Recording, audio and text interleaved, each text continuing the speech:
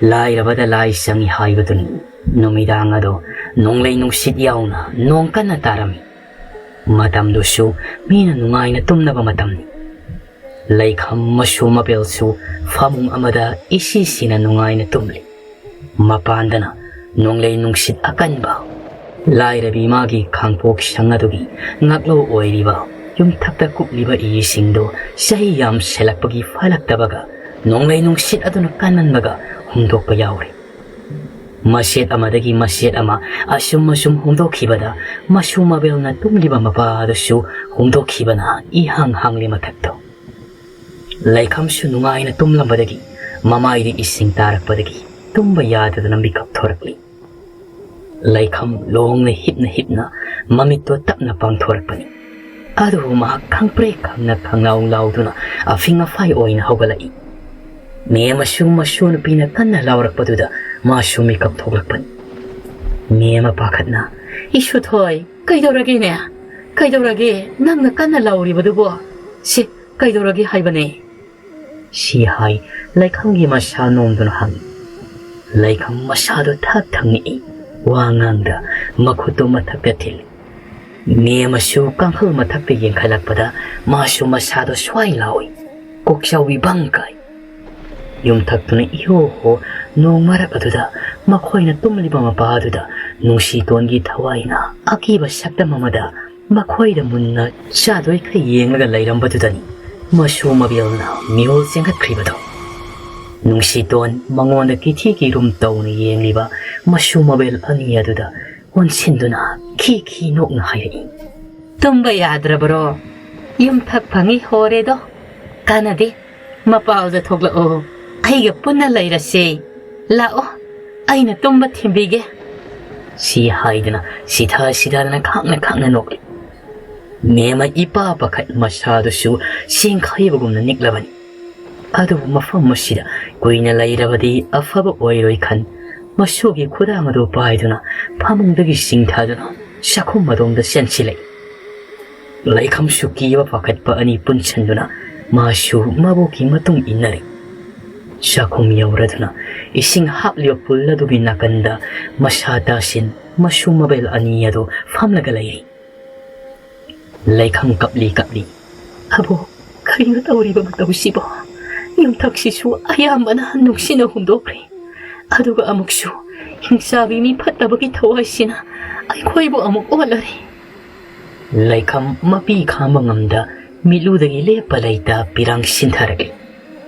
Me masugi pa kung pirakti masu wakal na ngaurabani. Kapli masu nupi ado basu temsin gi haiba fawo mahakaw. Mangduna tumin na famni. Sa kumda kalamba ising adasu maset humdokhiba dagi kara hoduna layri. Aho badagi tarak pa ising na pung tawre sa kumdusu. Asot pamarak aduda ing baga kangda kai. Wakal na kahalaba masumabel anido tasinduna famni. Ahingdo mitkakla ama fawo usindi nong adumak ngankay.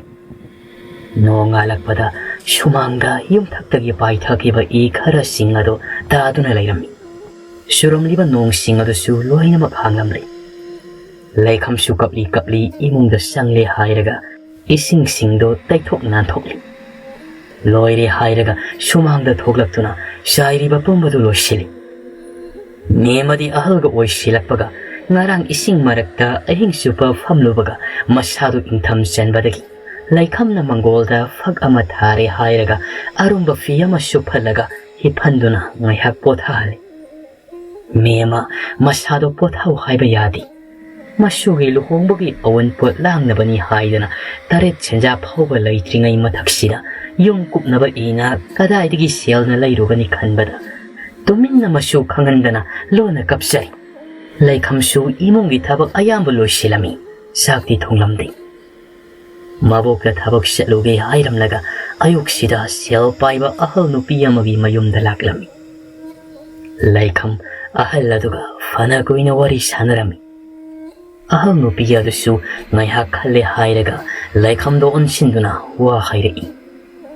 Pare nang na sel yamna sile hairabani na ne abok na ne nangi kondo lobiragi ꯑꯩꯁꯨ ꯏꯁꯨ ꯅꯨꯄꯤꯒꯤ ꯐꯤ ꯁꯥꯅꯕ ꯀꯣꯟ ꯑꯃ ꯂꯩꯕꯤꯒꯦ ꯈꯜꯂꯝꯕꯅꯤ ꯇꯥꯟꯕꯨ ꯆꯞ ꯆꯥꯔꯦ ꯂꯩꯈꯝ ꯍꯧꯖꯤꯛꯇꯗ ꯃꯥꯏꯊꯣꯡ ꯃꯀꯥ ꯂꯥꯝꯃꯛꯏ ꯑꯗꯨꯕꯨ ꯃꯍꯥꯛ ꯃꯀꯣꯛ ꯑꯗꯨꯗꯤ ꯄꯨꯕ ꯉꯝꯗ꯭ꯔꯕꯅꯤ ꯋꯥꯈꯜꯅ ꯌꯨꯝꯊꯛꯇꯤ ꯃꯦꯟꯗꯕ ꯌꯥꯗꯦ ꯑꯗꯨꯒꯤꯁꯨ ꯃꯊꯛꯇ ꯃꯍꯥꯛ ꯅꯨꯡꯁꯤꯇꯣꯟꯕꯨ ꯀꯤꯖꯩ ꯃꯥꯒꯤ ꯑꯀꯤꯕ ꯐꯪꯂꯕ ꯁꯛꯇꯝ ꯑꯗꯨ ꯌꯦꯡꯕ ꯉꯝꯗꯦ ꯂꯩꯈꯝ ꯃꯍꯥꯛꯅꯁꯨ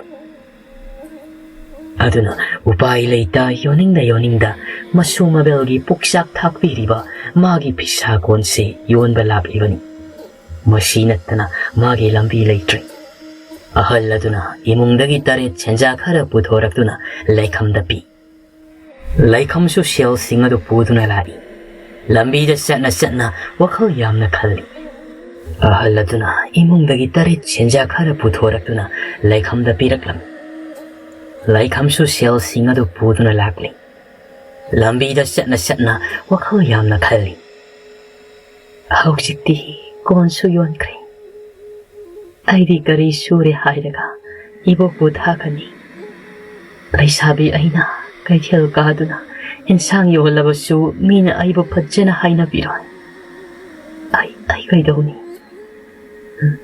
ꯂꯝꯕꯤ ꯑꯃꯈꯛꯇꯤ ꯂꯩꯔꯤ ꯃꯁꯤ ꯅꯠꯇꯅ ꯑꯩ ꯎꯄꯥꯏ ꯑꯃꯠꯇ ꯂꯩꯇ꯭ꯔꯦ ꯍꯌꯦꯡꯗꯒꯤ ꯑꯩ ꯂꯣꯛꯇꯥꯛ ꯀꯨꯝꯗꯨꯅ ꯉꯥ ꯐꯥꯔꯦ ꯍꯥꯏꯔꯒ ꯀꯩꯊꯦꯜ ꯀꯥꯕꯤ ꯂꯩꯀꯥꯏꯒꯤ ꯏꯅꯦꯁꯤꯡꯗ ꯌꯣꯜꯍꯜꯂꯒꯦ ꯋꯥꯈꯜ ꯈꯟꯅ ꯂꯥꯛꯄꯗ ꯂꯝꯕꯤꯗ ꯄꯥꯔꯤꯅ ꯃꯍꯥꯛꯄꯨ ꯀꯧꯔꯤꯕꯗꯨ ꯐꯥꯎꯕ ꯃꯍꯥꯛ ꯇꯥꯈꯤꯗ꯭ꯔꯤ ꯆꯨꯝꯗ꯭ꯔꯤꯡꯅ ꯃꯍꯥꯛꯀꯤ ꯆꯠꯐꯝ ꯊꯣꯛꯄ ꯆꯠꯂꯤ ꯄꯥꯔꯤ ꯉꯛꯅ ꯃꯁꯦꯜꯗ ꯁꯣꯜꯂꯤ ꯀꯔꯤꯅꯣꯅꯦ ꯂꯩꯈꯝꯁꯤꯕꯨ ꯃꯅꯥꯒ ꯄꯪꯂꯕ ꯖꯥꯠꯂꯅꯤ ꯑꯩꯅ ꯀꯧꯕꯒ ꯇꯥꯗ꯭ꯔꯤꯕꯁꯤꯕꯣ ꯄꯥꯔꯤꯁꯨ ꯂꯩꯈꯝꯅ ꯀꯣꯜ ꯌꯣꯜꯂꯝꯕ ꯑꯍꯜ ꯑꯗꯨꯒꯤ ꯃꯌꯨꯝꯗ ꯆꯪꯉꯛꯏ ꯑꯍꯜ ꯑꯗꯨ ꯄꯥꯔꯤꯒꯤ ꯃꯃꯥꯒꯤ ꯃꯆꯦꯅꯤ ꯃꯃꯥꯅ ꯄꯥꯈꯣꯟ ꯊꯥꯔꯛꯂꯤꯕꯅꯤ ꯑꯌꯨꯛꯁꯤꯗ ꯄꯥꯔꯤꯅ ꯏꯃꯥꯕꯣ ꯏꯃꯥꯅ ꯊꯔꯣꯏꯁꯦ ꯊꯤꯜꯂꯨꯁꯨ ꯍꯥꯏꯗꯨꯅ ꯂꯥꯛꯂꯤꯕꯅꯤ ꯏꯃꯥꯕꯣ ꯍꯣꯏꯒꯤ ꯆꯥꯛ ꯊꯣꯡꯕꯁꯨ ꯅꯪꯅꯕ ꯊꯔꯣꯏꯁꯦ ꯃꯁꯤ ꯑꯣꯏꯅ ꯊꯣꯡꯂꯣ ꯀꯛꯂꯕꯅꯤ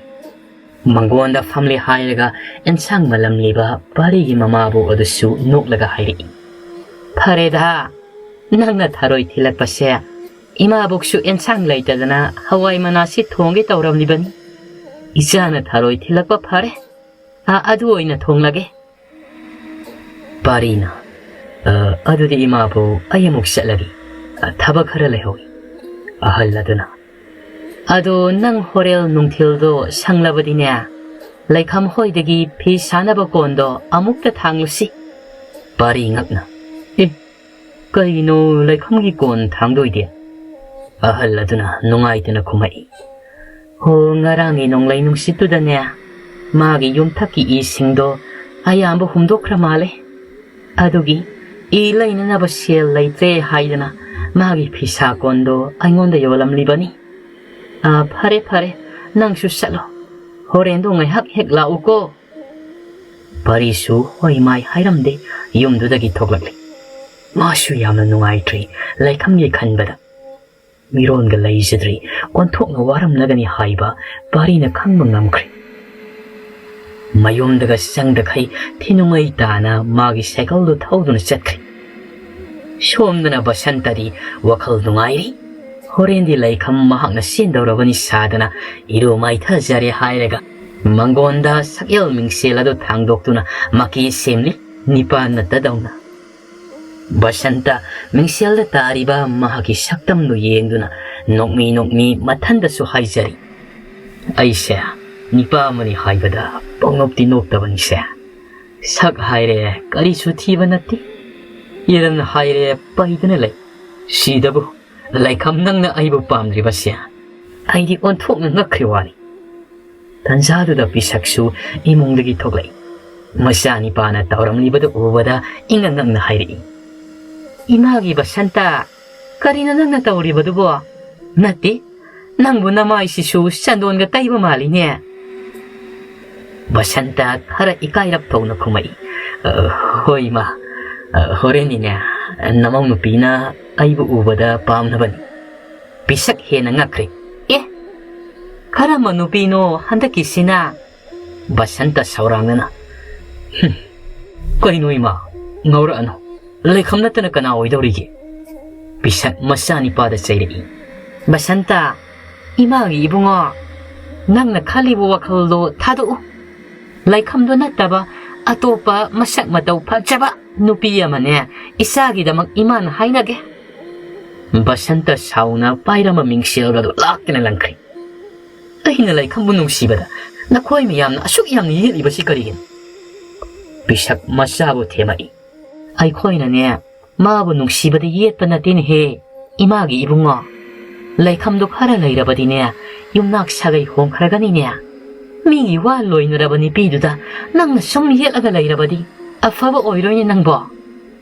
Basanta phamlambadagi hogatuna khon wangna khumai. Adu ada ai khangdi ima aigidi Leikham aigi oini. Mangasi aina sendorabani. Atopa kanaga luhongbugi wali narabasu hongbudi aigo hongadoribani. Basanta wa kharado hairamlaga thonga olomda fingna thokri. Bisaksu sauna lahori. Thiamduna hai yade. Sauduna hai yade. Hantak mukane migi laisabidugi khudang paiduna singurabadine. Yum selai kai miyam sangdana mai thage hairani nangbo. Asuk phattaba masa sibo. Aibo karam nangangna sige. Nakalamadana Leikham nipa kharana tauduna yumgi sumangduda e khara puraktuna thamni. Nipa singdugi awaman piraba matungda nipa singadudi satkri. Me mangakna masuda wa hangai. Aboki Leikham nangdi kadaidigi silna no e mayam silawriba sibo. Leikham mabukta lotpasu yaroidabanina asengba adumak hairei.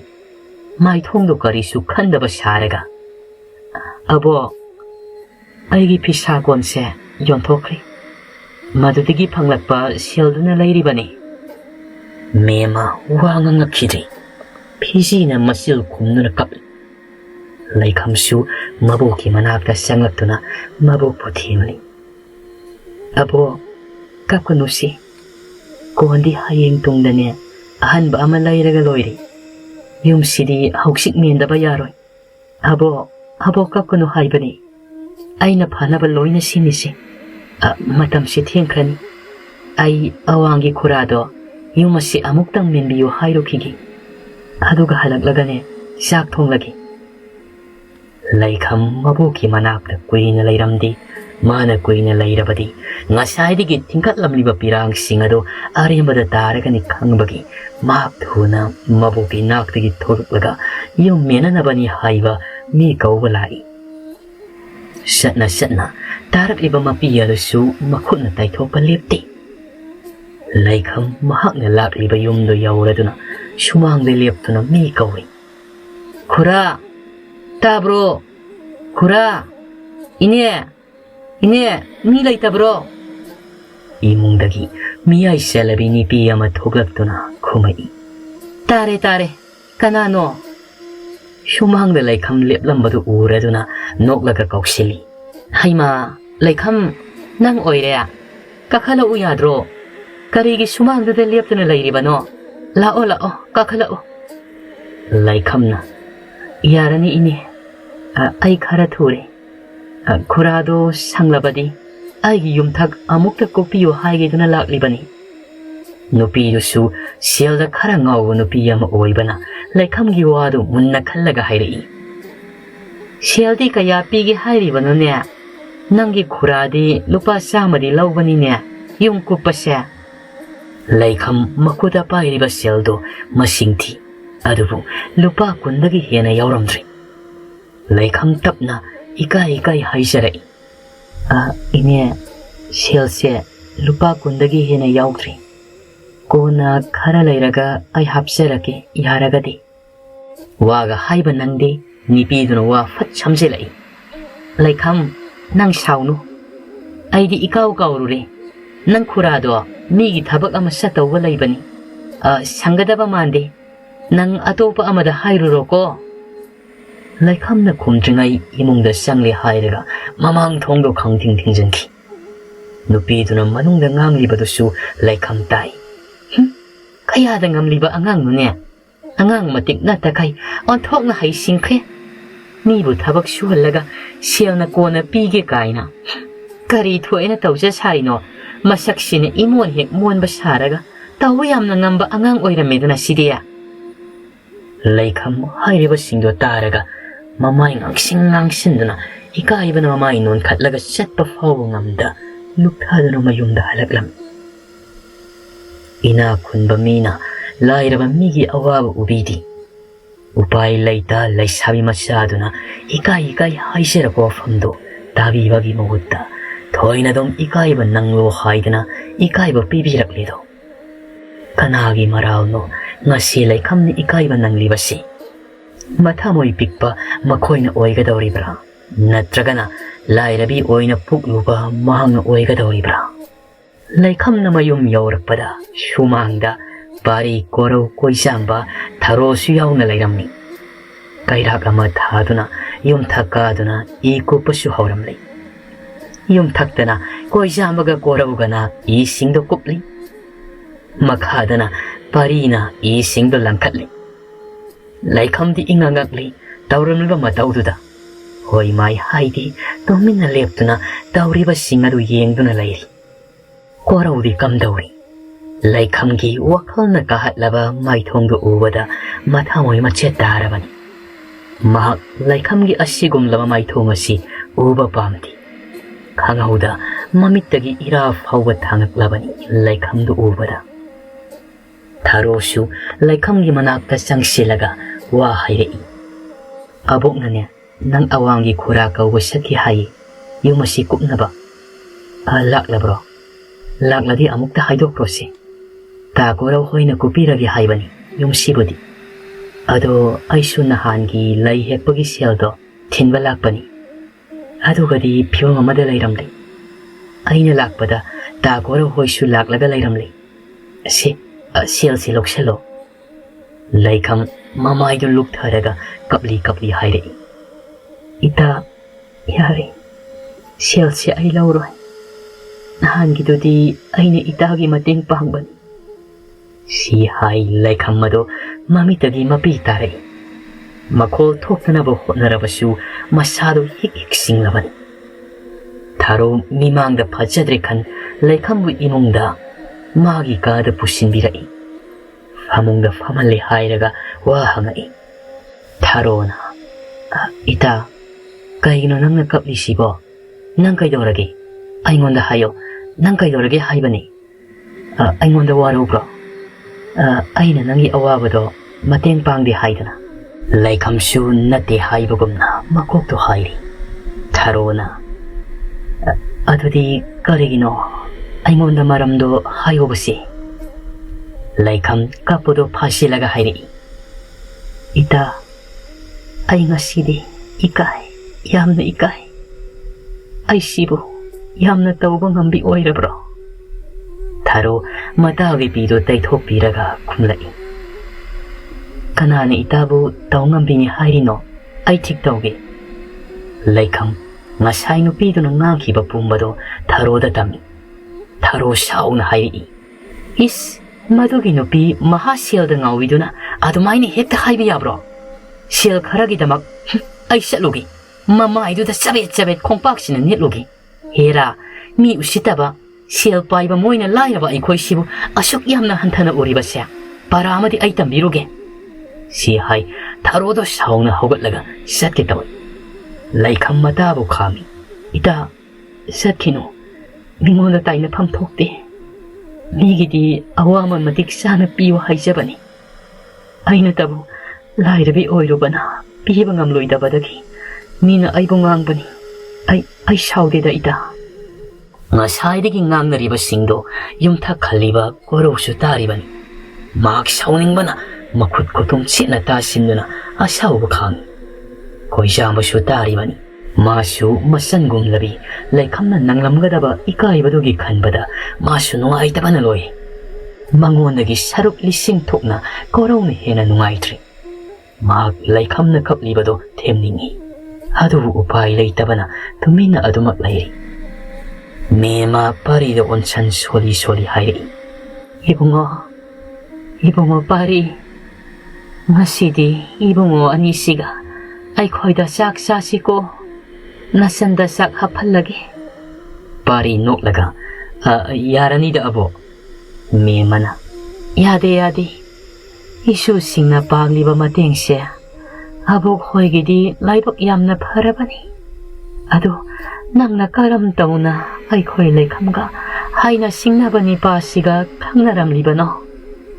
Pari na, yamna luna tinaba imana bani dabo. Miye masu makok nomi. Ado ga imong da onsan, masu nupida pari hoygi sak hapnaba haykri. Tanja sana Thoinu su Leikham hoy de lai. Lakningdraga lakpa nati, koro lakiba uhobadagi, tawoyna koro yengba lakribani, mahagi taungambisi. Miye masu Thoinu lakpaduda haraw kauksili. Miye mana, isudi ay koydaga laktaba koyreda. Thoinu noksinaraga kumlai. Hoy abo, ayse tabak hara sinba adugini. Si hayramlaga tabak tawriba parido onsanduna wari sarai. Manakta ahalga lay tiga kangda kay ikaiba kazikda bhawba kangdana noki hayri. Ta pari, noygi namana basya masak yamna phajay ko. Pari isam samna kumai. Phajabani, ama sidi mapu pankri, ama sidi pandribani.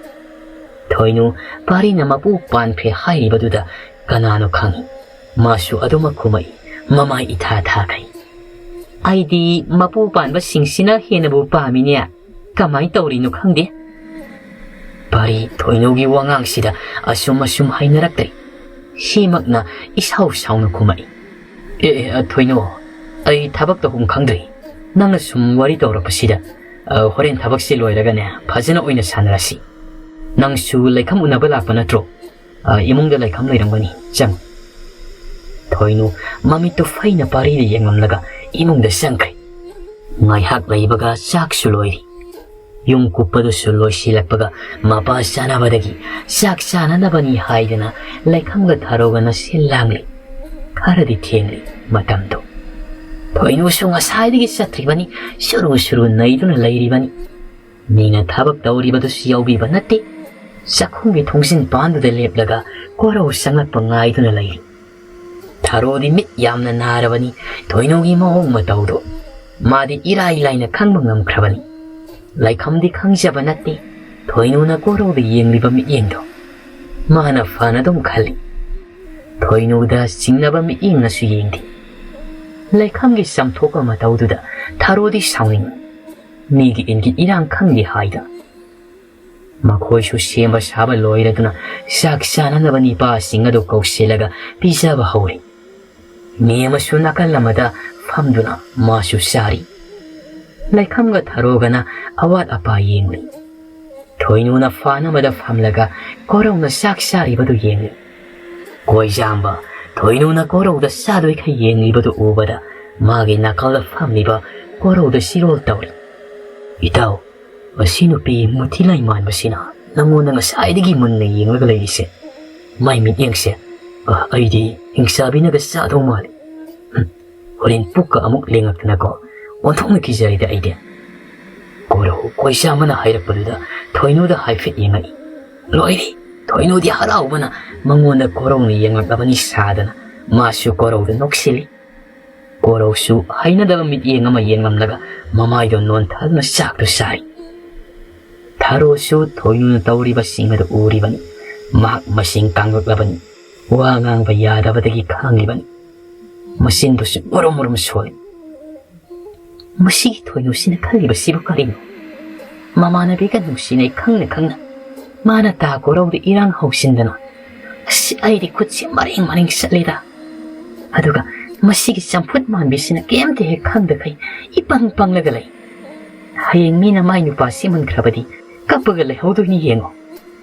May haklay daga sabat hakpa suloy na rin. Koro hoysu nipi ngak layba yung masida kuina layba nungay traduna makoysu sa lagi hay na torakli. Tonggal fawa Leikham tharo Thoinu makoy ahum mga tindore. Thoinu di tanja pangbaga koraw da wari sadoy gay hekta Adubo koraw na thay na sil. Tonggal yawraduna koraw na Leikham da onsin tak na hayai. Leikham, ibani wari mata sasi. kuiroi. Pari koijamba tharo makhoidi wa khangna khara lapna sathok-labani. Adubu Thoinu di anamukanna ikaiba haibado khangda khai anidogi manakta leptuna leiri. Mataududa ngasaidagi sauning leiriba tharo parap sangshin Thoinugi khudangdo paiduna soro singduna puthorei. Thoinu sauna hairi. Kusi thado tharo nangbu ngaubro. Kusi thado haibane. Tharo laholei. Tumin layo. Ngawidi nangninya. Mina wari sanage hairaga migi manaktuda sum suru nairaga leiribadubu. Nati nangbu ngaurabro. Thoinuna kaino taba yadabro moi warido aina. Tharo Thoinugi aduk thamoi kanba ikari khangdama mataududa sauna hairei. Nangna migi nungsinabagi warido yamna taningbro haibane. Taunariba matau singaduda khana sainaba yaurakpa tare khan parina themchelai. Yarese amukta lepo. Tharo nangsu yare. Aduga Thoinu nangsu noina lambi sida taunaribase phajade. Koijamba wakhalda tuminna khali. Karino masi kathi sina aikoi dausi pama malida. Somdana goro Leikhamda munna yengduna hairi. Nang yamna warabro Leikham. Aikoi do ina satlasira. Leikham mapukning kaknung nungsidai. Tharoga mabuka nattana magi awabada nongmata warabra haidana kananasu nongmata hangbiraknaba mi leiti. Masi korona hangakpasida mahak mapukning yamna nungsikri. Kapning bagi makhol tanik korogi pakum pirai. Wadiye ai kaisu wadi. Noida laibagidi matamna adumak puraklagadabani. Korawa ngangdi mana lairakpa sini haingando Leikhamda pirai. Leikham su tapna lauksili. Korauna ai yamna thuna nangbu lawba laki. Matam kharadi nang waraba suwana aibu lakpa ngairamuko. Aduga si nangi kon yonkiba sildo amuk handokluso kondi yonganuko. Si hai taret chenja khara puthoraktuna Leikhamda pirami. Leikham mapi tari mahak lawbadi lawthi. Koro Leikhamgi mapido makhutna taithokpi. Apangbi karigi kaplino. Nangidi ai lei haikribadudi. Ai lei hairaga nangbu sumaina wahanbadi ai pamdi. Sini lokselo. Leikhamna ai lawba talli. Ai sial siti lawba ngamloy. Koro sial do Leikhamgi makhutta namdana paihalli. Ai se nangi kana nati. Ai se nangini. Aigi sial di nangi so sial ni. Sial se ai kaktagi nati. Nangi so saruk yauribani. Aina itau parida haikrabani. Nangna sial si handokpa talabasu itau na handokpigi haibani. Ngaihak leirabadinya milakpana halani. Aduna lakringai sida sial se pithok haunaba lao. Si hai Leikhamgi makut samduna pari hoina lairiba adomda lakminai. Somda Thoinu di loire thamoida singjangna yanbaga chap manakre. Mak sauningbana mamitu imuk ngangna korongna samliba Leikhamgi makut ado munna yengduna lai.